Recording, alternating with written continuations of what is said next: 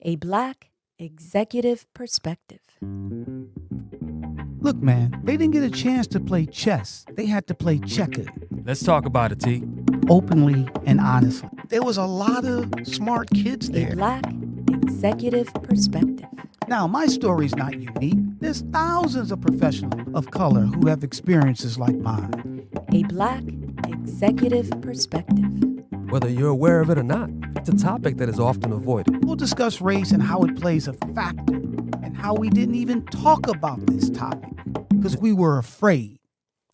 A Black Executive Perspective. Representation and diversity in the workplace are more relevant than ever. A 2020 study from McKinsey states that companies that have continued to implement diversity and inclusion initiatives have a better likelihood of consistent financial outperformance, no matter the economic climate. Any company that wants to succeed in a modern and progressive business landscape stands to gain from a team that represents a range of races, religions, ages, ethnicities, genders, and the like. If this is the case, why aren't more companies following this strategy? Today, we will discuss this important topic and share potential solutions companies can utilize to diversify. Welcome to a Black Executive Perspective podcast, a safe space where we discuss all matters related to race, especially race in corporate America. I'm your host, your guide, your sensei, your maitre d', TonyTidbit. So in today's episode, see it to believe it, why representation matters. We'll focus on representation, which opens the imagination for possibilities and dreams. Many of us, including myself, didn't realize our dreams were possible until we saw someone who looked like us achieving it. Thankfully, we've seen more positive and authentic representation in media and arts.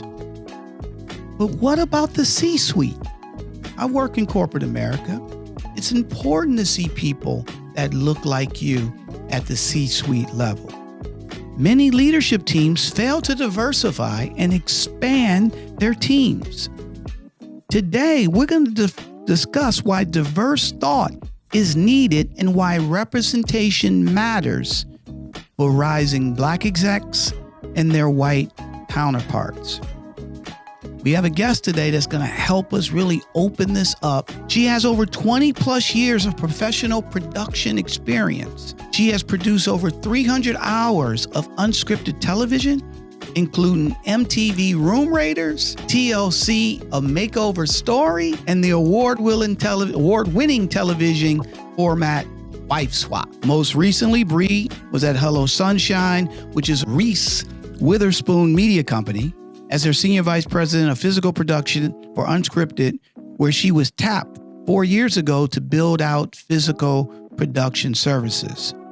She also served as an executive on Hulu's Fair Play, Roku's Meet Me in Paris, and Apple's My Kind of Country, as well as a healthy slate of brand-funded projects.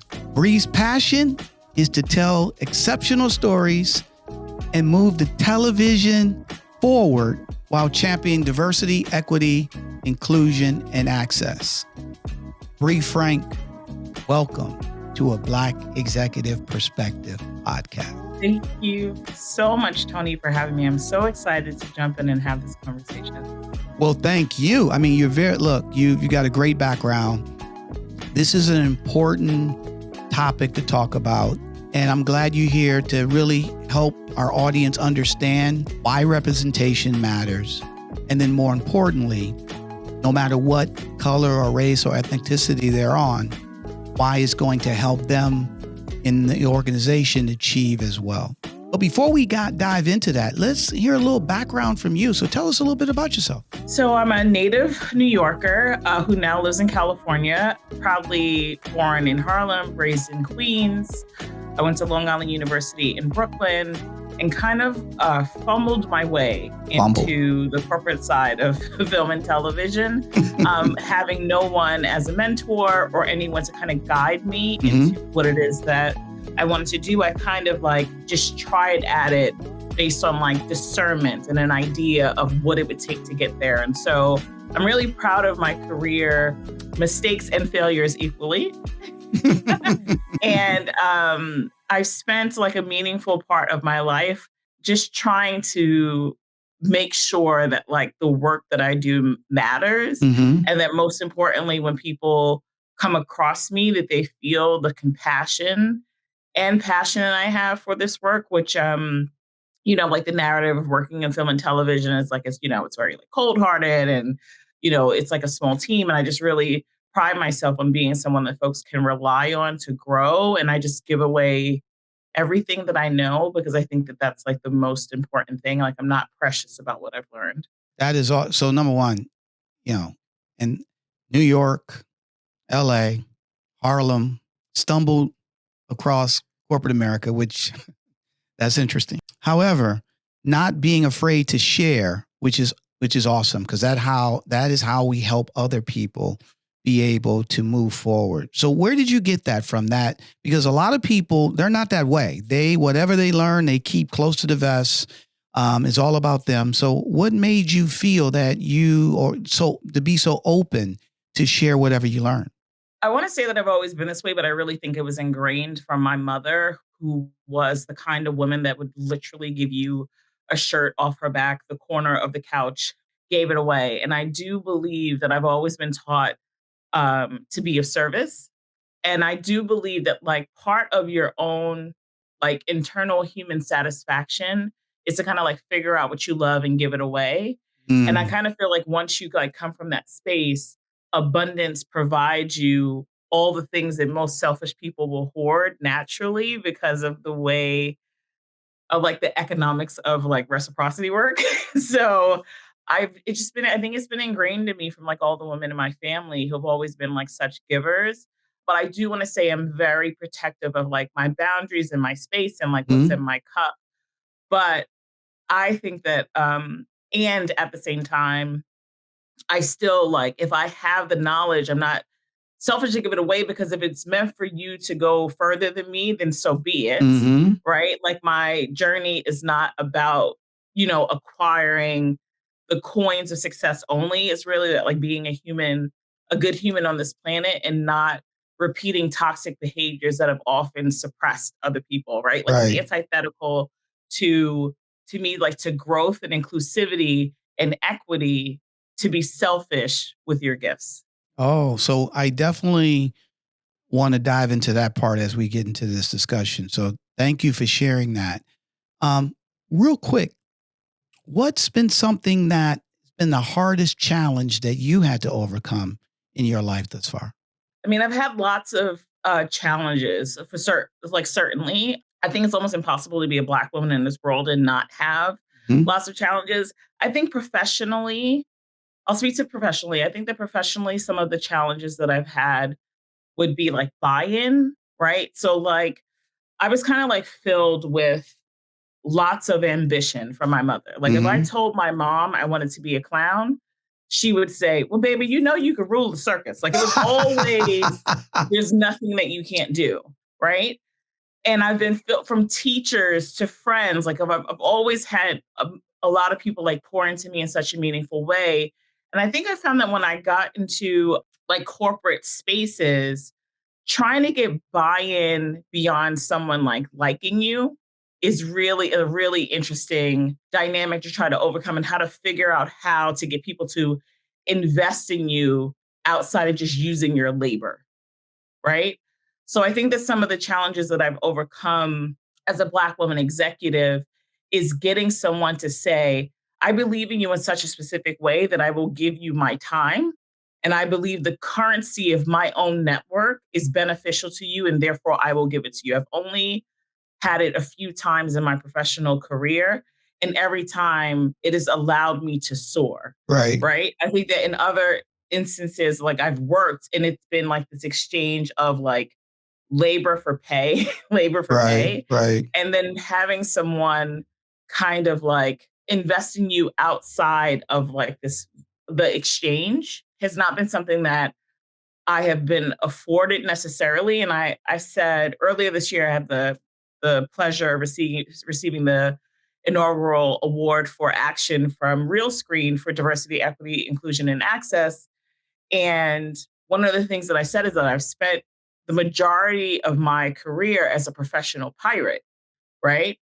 Like often like stealing bits of information to excel myself because there was no one in particular over a long standing amount of time investing in me on a daily, monthly, yearly basis to ensure that I had a skill set outside of like hard skills or soft skills or growth or having my name set in a room that I was not in and citing me as the author of like a genius idea if I came up with one. So to me, that's like one of the biggest hardships that I probably face is like you have people that like you, but they don't understand that the way that they invest in other people sometimes looks different from how they invest in people of color, and them being very intentional to understand that the way that I am viewed might be shaped differently, and therefore they must stand in the gap of my potential to ensure that I am as successful as they are. So thank you for that. And I can definitely relate. Before we came on today on this podcast, I had to take off my pirate eye patch because, at the same time, I had to learn a lot of stuff, on my own and rip certain things off. And what's interesting, you just remind me of a story. I worked at this company as a vice president in advertising sales. And I remember we used to have a VP meeting every week, every Thursday. And I was very close, not just to the other people at my level, but I was close to some of the people on the C-suite level as well. One individual was our chief strategy officer, and we were really good friends. So one day I asked, and here's the thing, we did a lot of stuff together, and I would share stuff with him unprovoked, unasked, right? Just if I saw certain things, I would give him feedback. So then one day I asked him for some feedback. I said, "Hey man, tell me about me. Tell me a little bit. When we're in these meetings, I feel like people, I say stuff and people don't really listen to me." And he said, "Tony, I think sometimes you answer a little too quick. Okay. So when the CEO says something, you're the first one to come up with an answer, right? And you should just wait and let everybody else say stuff first, because then it comes across that you're more thought provoking, you're more strategic." And I said, "You know what, man? That's some great feedback. It'd have been great had you told me that along the way." I'm about to leave and you telling me that. You see my point? So I definitely relate to what you're saying, right? Because if somebody's invested in you from day one without the labor, those are the things that they tell you unprovoked, unasked, because they want to see you strive and they believe in you that you can be wherever you want to go. And I don't think that you can actually you have to be able to show people that you're worth investing their time in. Correct.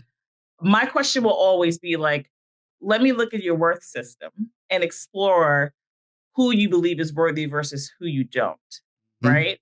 And so I think that it's important to understand that like folks are always willing to like do the work and to show up. And I think that oftentimes you'll be the recipient of someone investing in you when they see that you like get it and you like want to get more. Correct. For the most part. Correct. Right. But I do think there's certainly what's interesting to me is to see the perspective of how people who are in the position of privilege don't really audit the compound interest of privilege, right? Ooh. When you are a person from a non-marginalized community, you're often a part of conversations that you may take for granted, right? Like you're kind of kissed into the process, you're believed in. Your baseline is competency, right? It is the true definition of like, innocent until proven guilty, right? Okay, I got But it. when Keep you're going. from you know what I mean? Like, Yeah, when yeah. you're from a marginalized community, it's often like guilty until proven innocent. Flat out.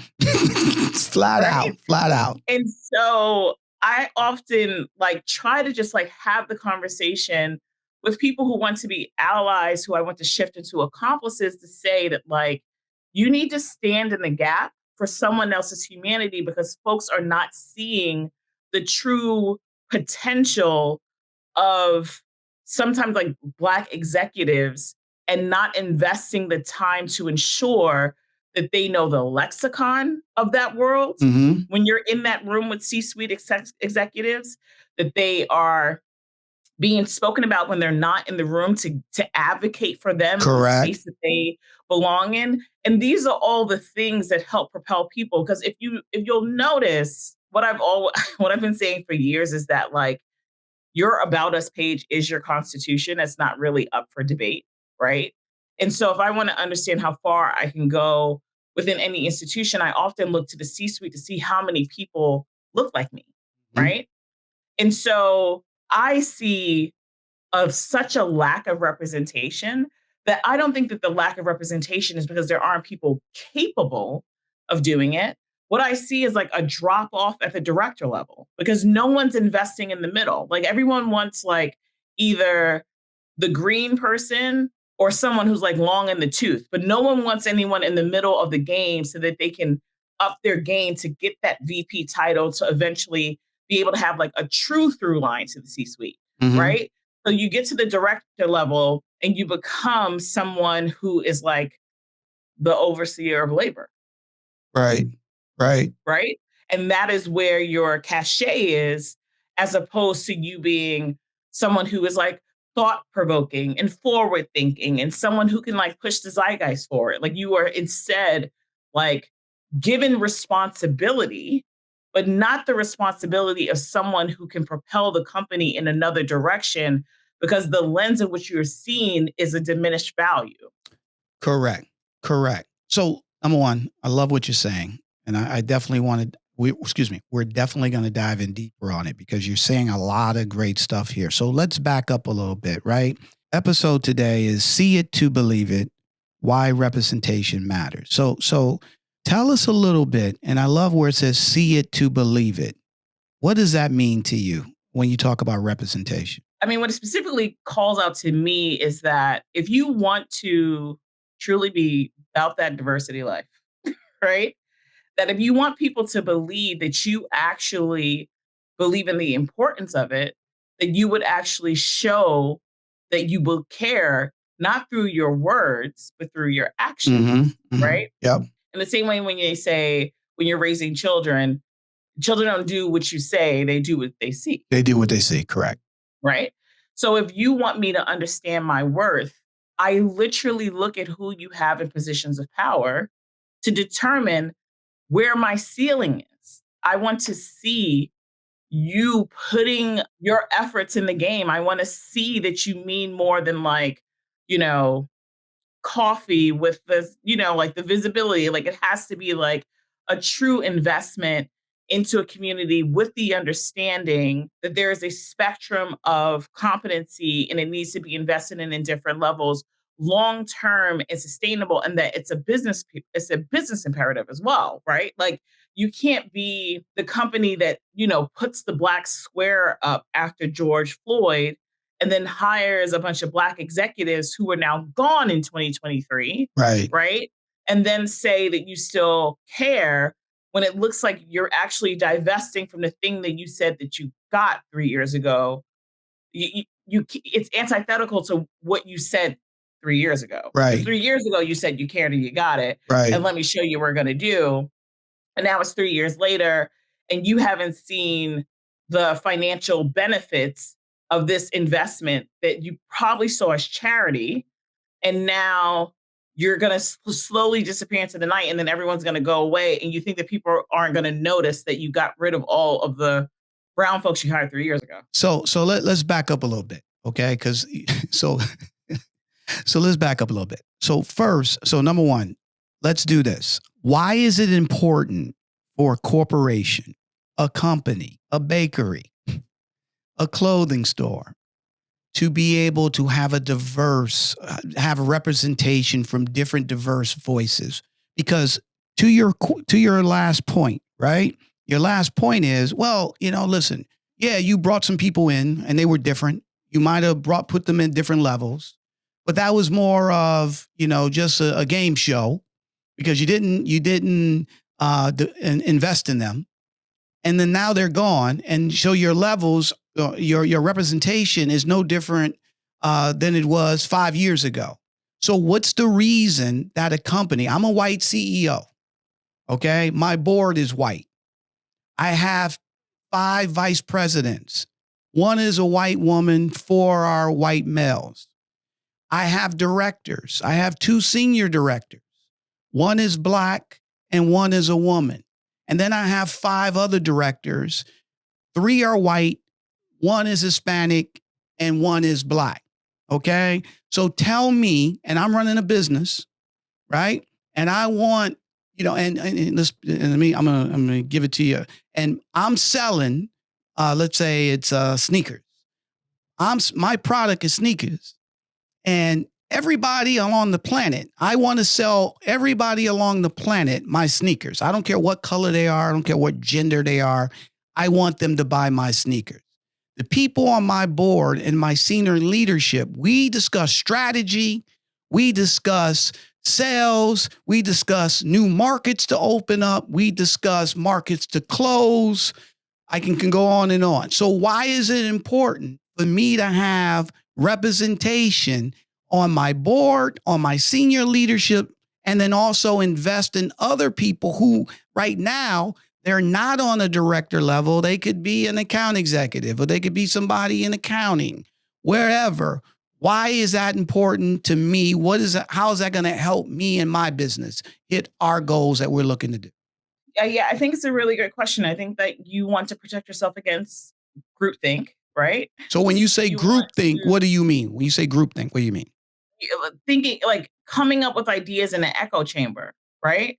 So like if it's everyone all in the same bucket and everyone's the same, you're going to have similar thoughts. You can't have innovation in a place where there's too much similarity. Diversity of thought requires diversity of people, right? Right. And so if you want better decision making, you have to protect yourself against also like confirmation bias. Mm-hmm. Because if you have the same people from the same backgrounds coming up with ideas, they're like looking through the glass window, trying to think about a culture that they really can't tap into. They only can see it from their perspective, their cultural perspective. Yeah, you're missing nuance, right? Like you're missing market relevance. Like you can't. How do you even speak to? Do you only want to speak to one consumer? No, so I want to speak to the African American. I want to speak to Hispanic. I want to speak to women. I want to speak to gays. I want to speak to international. I want to speak to everybody. You want to speak to everybody, then your team needs to look like who you want to talk to. Mm. And by the way, that does not mean one person representing everybody Black, because Blackness is that we are not a monolith, right? Like there's a spectrum. There's a spectrum to the LGBTQIA+ community. There are nuances to culture, even age. Like, you just need to be able to hear from different people and different points of view. And that can't happen if you're relying on the same education background or the same pedigree in order to determine the future of your company. Maybe you'll continue to reach out to the same consumer, but you'll never truly reach out to the people and help them see that you see it. And I'll give you an example. Mm-hmm. I remember being a kid, and there was a commercial for this face brand, and it was a group of like white teenagers, and one had a pimple, and she was like so upset because she had a pimple. And then she goes, "I wish I was Black. So Black so no one could see my face." And I remember, what commercial was that? I remember like 8 or 9 being like, what the hell is that? Like it was taken off the air.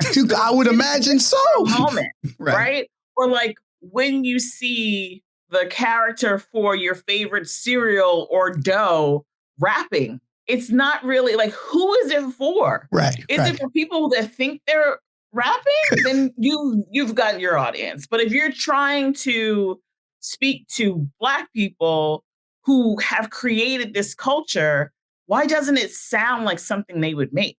Right. Because you don't have the right people in the room. You got a bunch of people telling you yes. Because, like DEIA is not about like diversity, equity, inclusion, and access. It's really about like power, culture, and fear. Mm-hmm. And people not really understanding their power or the culture that they create within an organization, or the fear of getting it wrong, or the fear of speaking up when you feel like you're not being represented. Like, you have to really be willing to divest from the understanding that you know what the hell you're doing. So you got to be more curious as a leader. And using that example of the pimple, right? The commercial. Well, guess what? Black kids get pimples too. Yes, Hispanic kids get pimples too, right? Yes, so at the end of the day, if you're only, to your point, only marketing to one group, right? And that's probably, those ideas are probably coming from your board, your leadership. And so the only thing that they can come up with is ideas just based on that one group that they represent, correct? Or you have a marketing team or producers or people who are creating this thing. And then everyone who's watching the cut is like, yeah, looks great. Looks good. She looks amazing. And there's no one to be like, guys, Black people get pimples too. Right. And for that person to have the cachet for someone to actually do something about the note. Correct. Right. So, like, when you're marketing, if you remember, there was a big controversy about the Pepsi commercial and the protesting, and one of the Kardashian kids like got in trouble, and like she's just sitting there and not like acting and saying the line. And I'm not going to hold, a teenager or someone in their 20s necessarily responsible for it, but it's like, it's not just her. It's like all the producers and the marketing people and the creative directors and the art directors and everyone was like, sounds good. Like, who bought the props? Exactly. Well, I mean, so listen, I remember as being a kid, and I don't know about you, Bree, in New York, but in Detroit, when I was growing up, Saturday mornings, we would eat our cereal and watch cartoons. Okay. Yeah. And, obviously you had the superheroes, you had Superman, you had Batman, you had Spider-Man, Aquaman, right? But there was no Black superhero. Okay. And then when they finally came up with one, they had to put Black in front of his name. It was Black Vulcan. It couldn't just be Vulcan. It had to be Black Vulcan, right?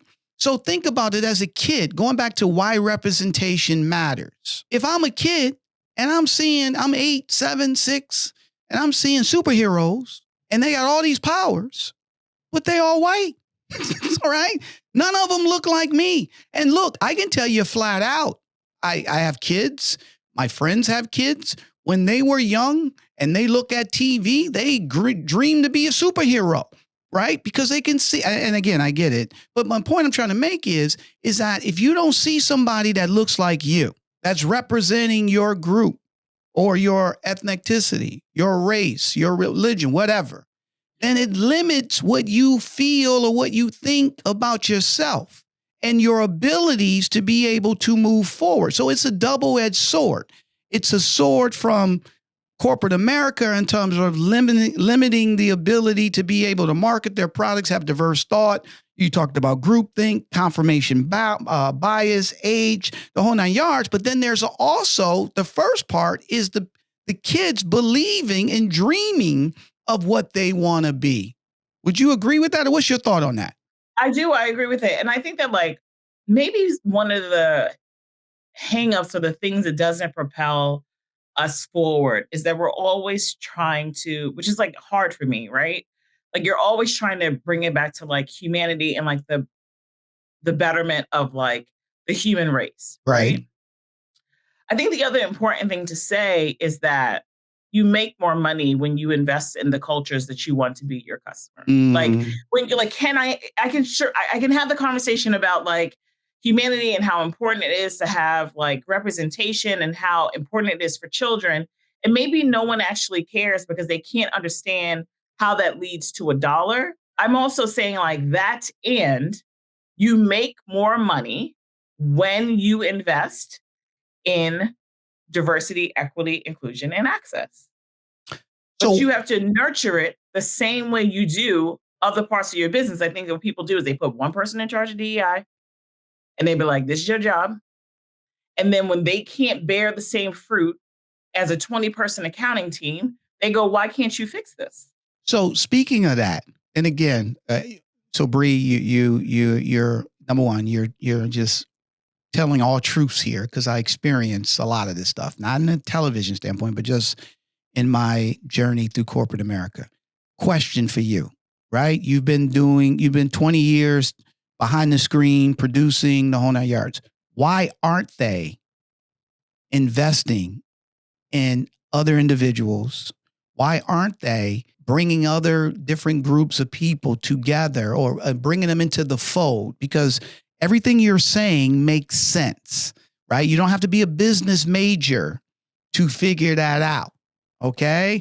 And we have people running companies that's worth billions and billions of dollars, some trillions now.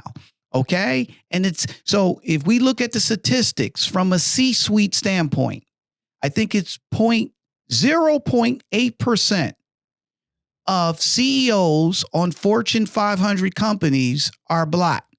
0.8%. So in other words, if the Fortune 500 is 500 companies, I want to get this right. I could be wrong.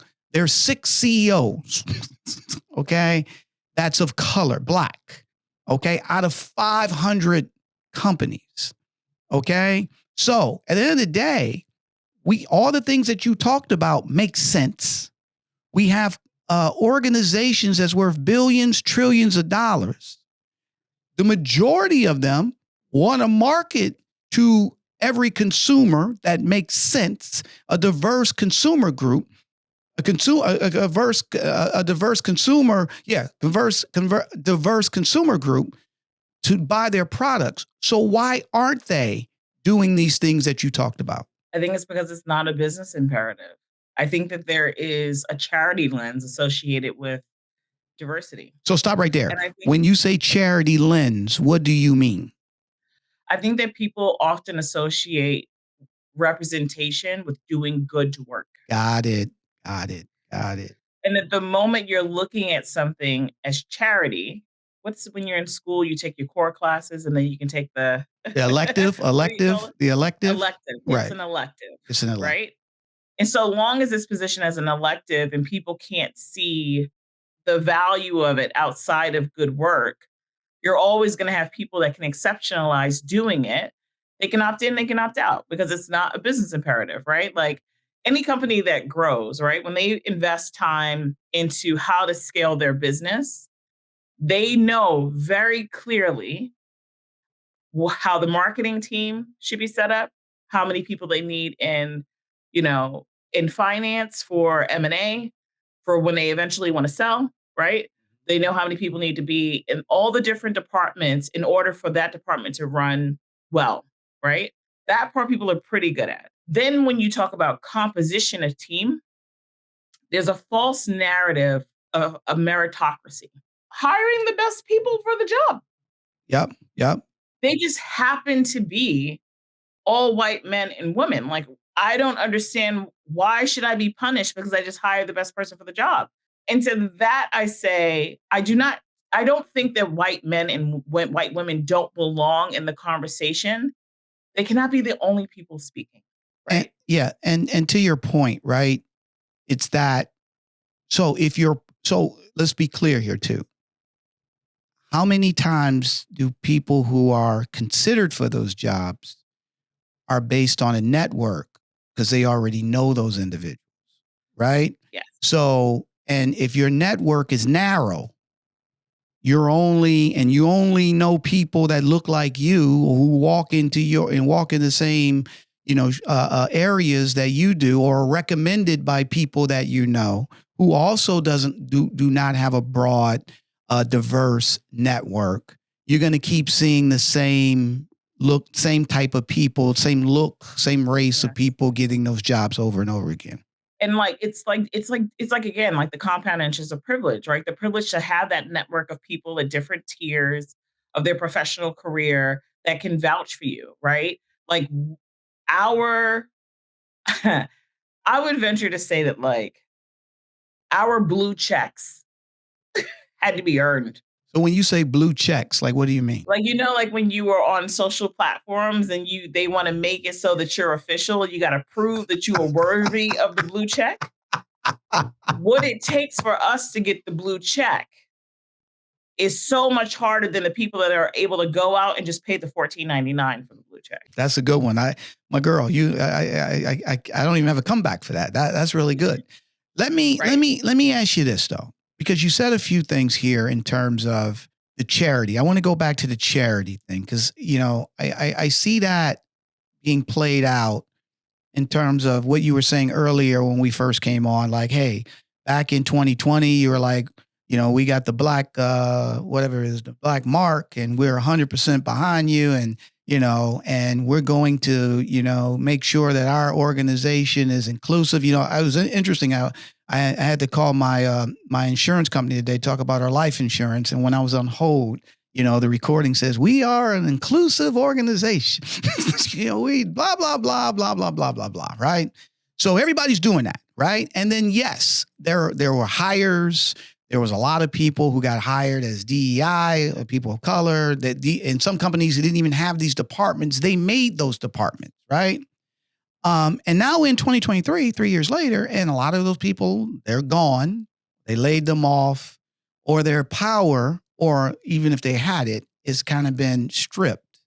So what you're saying is the reason that was based on not because they thought that would help the bottom line, increase the bottom line of the organization. It was more of a good deed, a good work based on the George Floyd situation.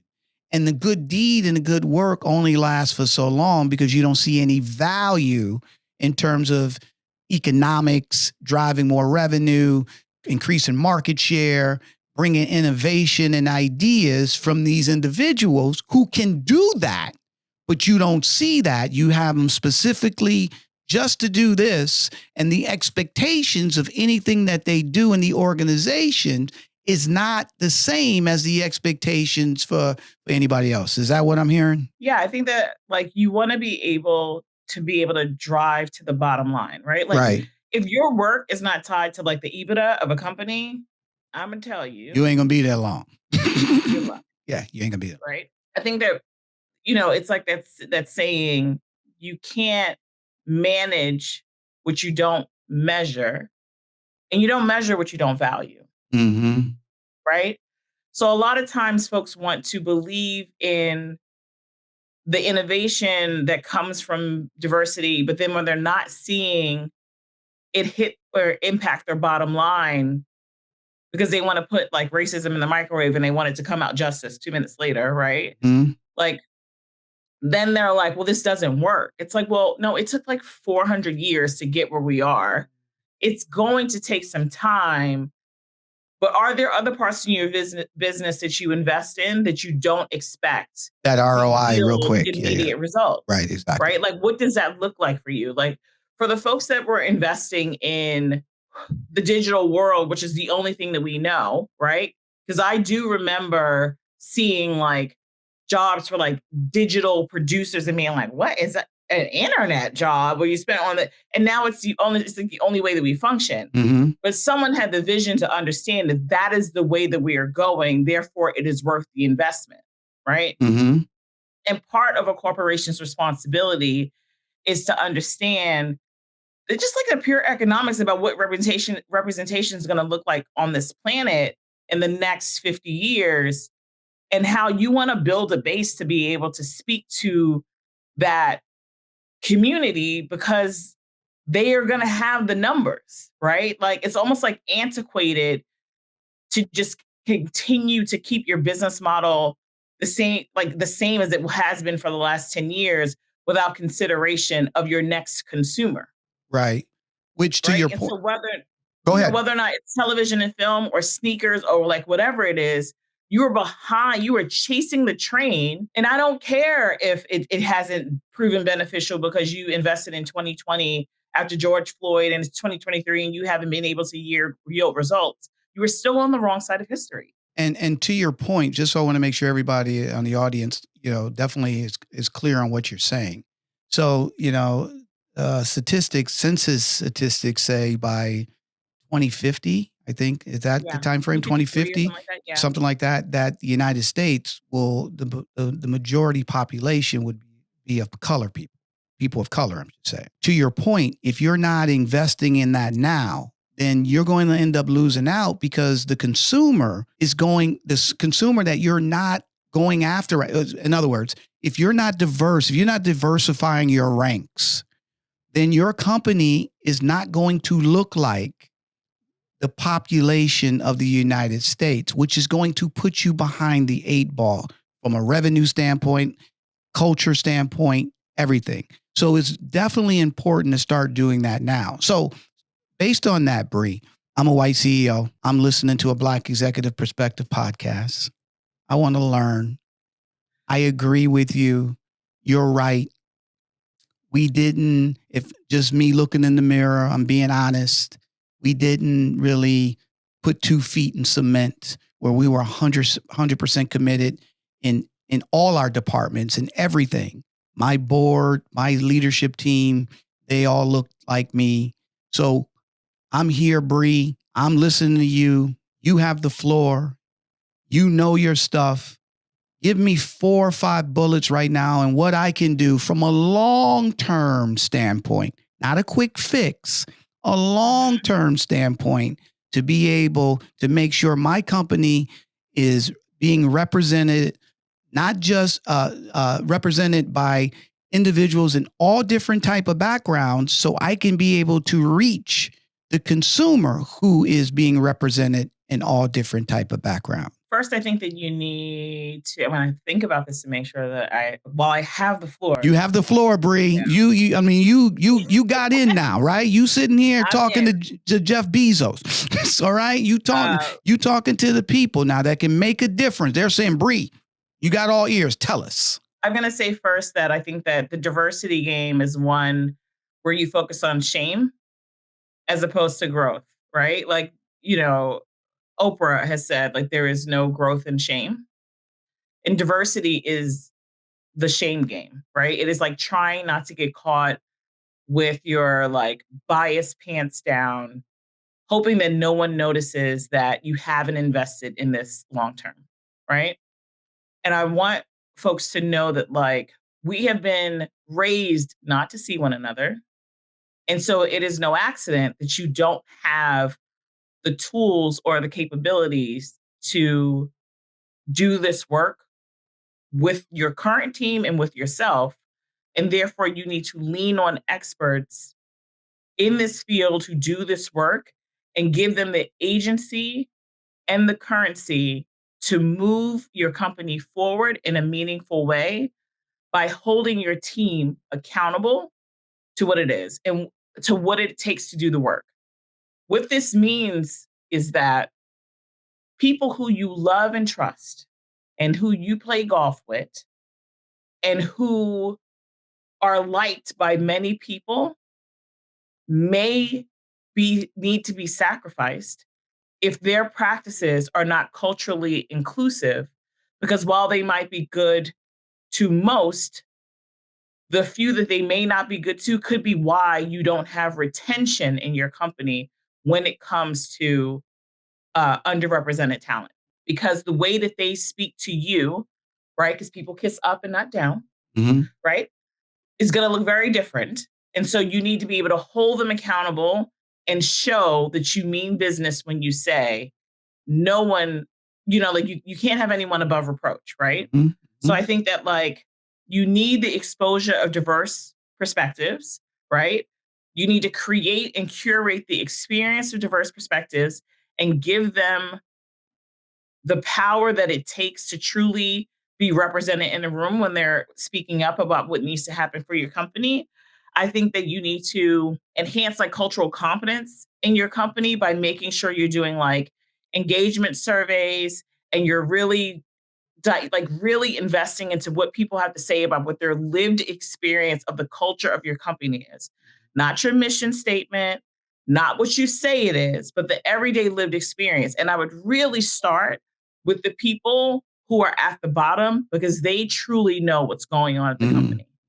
They see things that no one else can see because everyone looks at them as if they're invisible, right? And so I think that you have to create competencies around roles that are bigger than like skill sets, right? Like how competent is this person? And like create hiring mechanisms where you're not just like talking about somebody's skill set, but you want to know directly in the interview, what is their approach to diversity, equity, inclusion? How do they manage diverse teams? And how do they ensure that there's equity on their team when it comes to voice? Right. And I Mm-hmm. think that it's also important to like invest in like the professional growth and development of your entire team, but invest, I'm going to say specifically in Black women. And this comes from Dr. Darnell Hunt, who does the UCLA study for Hollywood, that it is known that when you invest in Black women in your company does well. Mm. And why is Darnell that? Hunt, Why is that? Why is that? because we work the hardest and we're the most invisible, and it just is what it is. But Darnell Hunt has he has something called MEANS, it's an acronym called MEANS that I can't break down right now, but it's really insightful into the ways to change the dynamics of what's happening in Hollywood. But I think it goes to every business model could benefit from it. I think that you need to create collaborative learning opportunities where people are allowed to fail out loud so that they can grow in a meaningful way. And the penalty cannot be higher than it is for folks who look like you. Right. Like it has to Right. be that people are able to learn and thrive, and so that they're not hiding their mistakes so that they can be for the benefit of themselves and their company. And I also think that you have to promote like inclusive leadership skills and language, and ensure that people who are like not from marginalized community are given the tools of success of being a diverse leader, and not feeling shame because they're a white man. Like you just have to be able to give them what they need to succeed, but Mm-hmm. also hold them accountable for when they get it wrong. And I also think that you need to promote like empathy and allyship through being an accomplice. Like you have to be able to empower your employees to be accomplices to the underrepresented. And so those are my thoughts. My girl. Like I said, I'm Jeff Bezos. I'm impressed.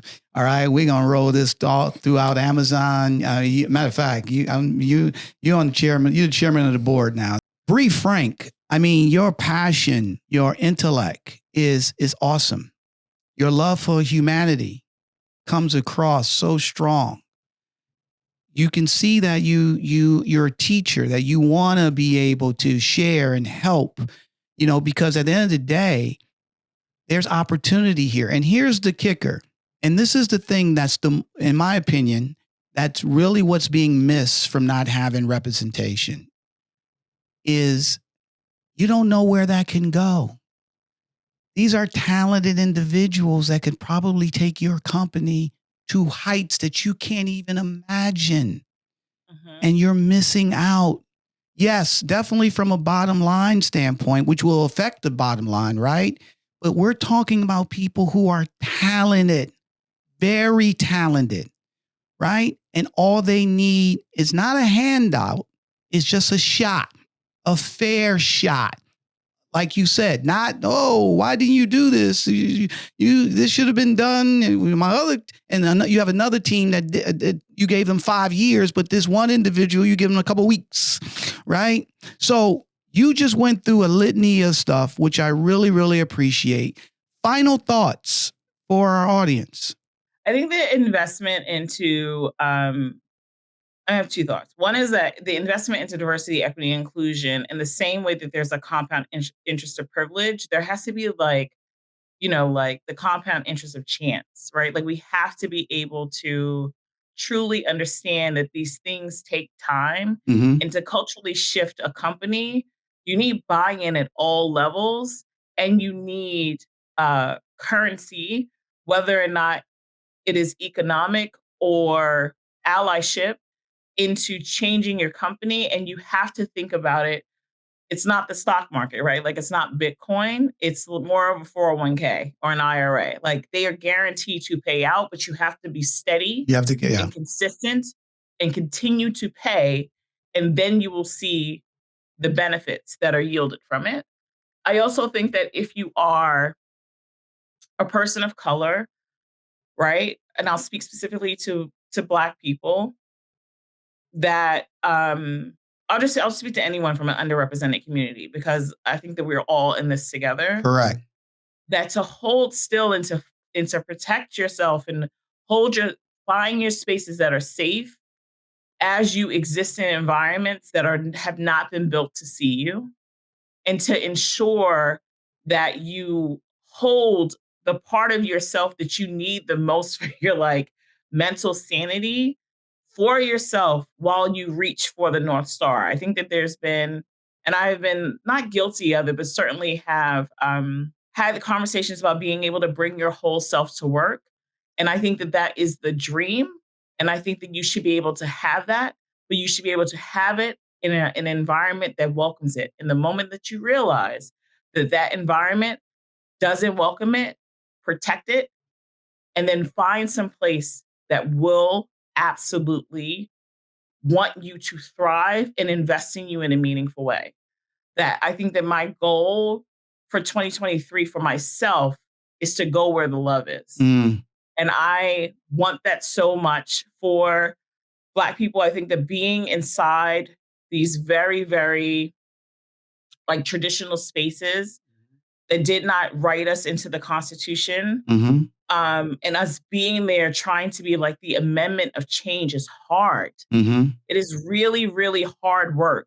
And so you need to find like-minded individuals who share in the triumphs and the difficult nature of what it means to be a Black executive, and don't let yourself go trying to break the door down. Mm.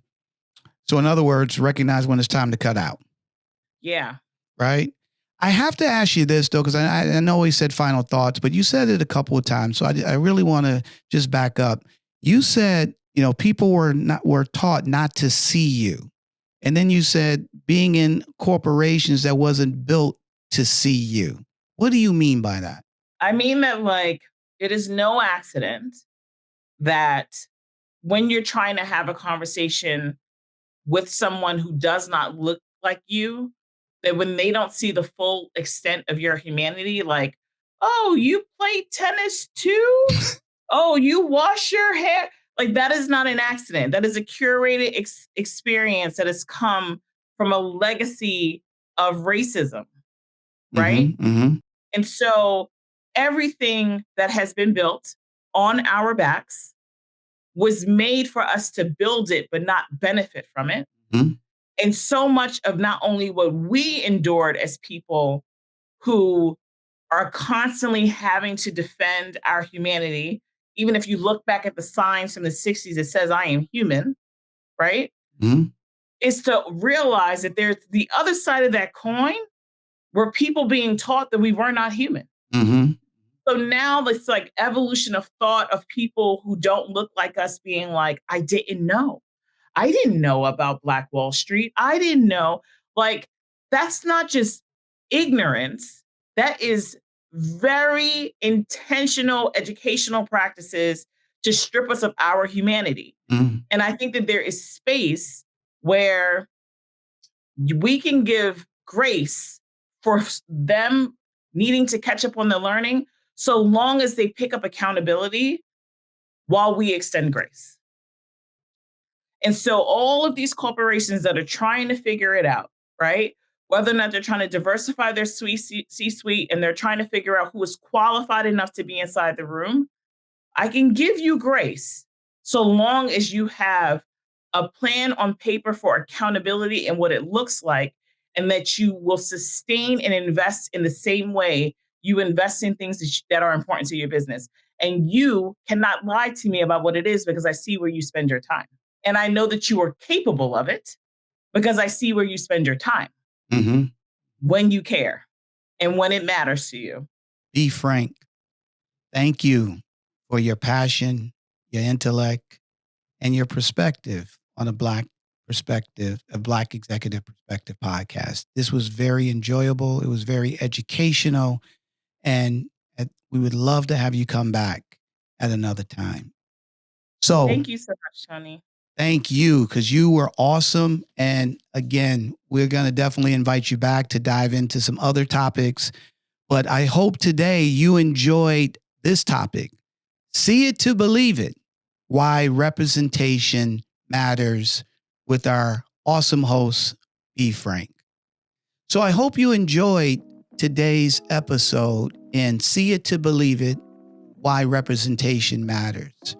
Our guest, Bree Frank, really dove into the importance of having diverse thought, diverse leadership, and then not only that, really committing to those individuals in an organization. She talked about training, making sure that leadership is fully trained in terms of hiring diverse people, but more importantly, being able to work with them. She talked about the ability to be straight up. And if your leadership, you need to hold them accountable. And if they're not being held accountable in terms of creating a diverse organization, then they may need to go. And then more importantly, the commitment starts at the top. It can't be based on charity or good works. It has to be based on commitment to seeing that by doing this, you're going to see a great business outcome out of it, just like you do anything else in all other strategic business situations.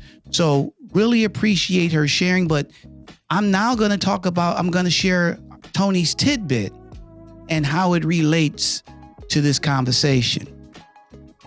When I see a doctor and he or she looks like me, I know I can be a doctor and cure new diseases.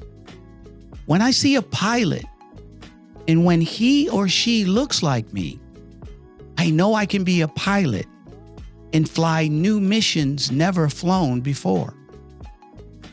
I know when I see a movie director and when he or she looks like me, I know I can be a movie director and tell stories the mind would never imagine.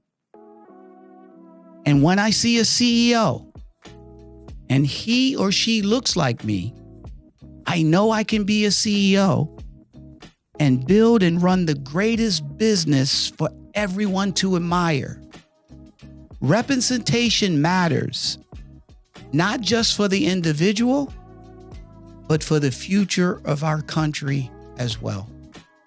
And that's by yours truly, Tony Tidbit. Bree, what do you think? I mean, you got it. You hit it right on the nail right on the head, Tony. I just so much appreciate you in this conversation. It was lovely. So real quick before we go, tell us about Who You Know. That's a company that you're now running, correct? Yeah, so Who You Know is a nonprofit organization. It started out as a Facebook group with 27 people, which I've scaled to almost 22,000. We work with some of the big studios through an initiative that I'm one of the founders of called Coded for Inclusion. We're doing a Black Women Executive Wellness event in September that I'm really excited about. And we just like to really invest in the company. And we consider like our 3 pillars are curriculum, connection, and culture. And so we like to we're building out like showrunner programs and director programs, but additionally want to invest back in the community, but also have conversations with studios and executives to try to help figure out how they can create meaningful diversity. I like to say that we are the gateway to the gatekeepers.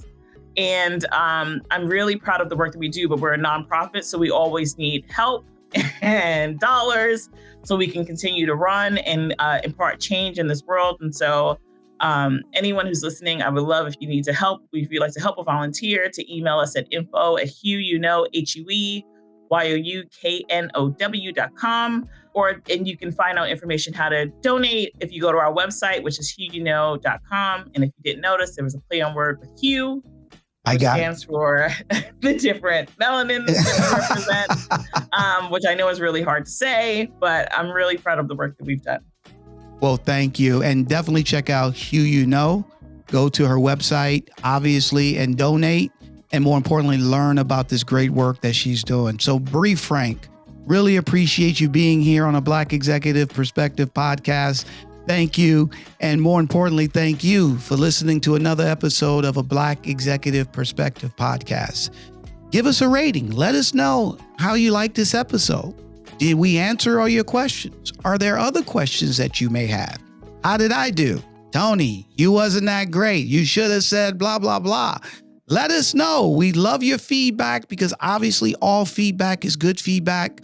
You can follow us at a Black Executive Perspective at a Black Executive Perspective podcast.com.